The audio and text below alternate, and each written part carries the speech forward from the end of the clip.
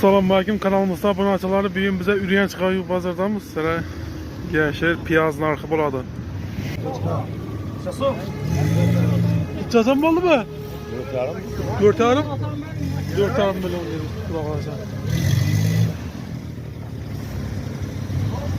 3 kilo sonlayayım. Ne içeceğim piyaz? Ya 4 yarım. 4,5 bak.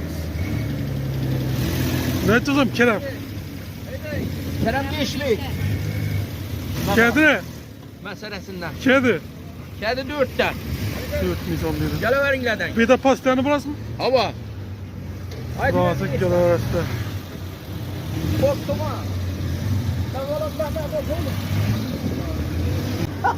Bandan bakıram mallık. İçeceğim mi oldu mu geçer? 1100'den mallık mı idam mı? Optuma içeceğim biraz. Tonda. Bundan verdik Mustafa Satıcı'nın içinde. Telefon numarası aytın asa. 99'luk Ha. 056 91 97. Yaxşı da sadasına.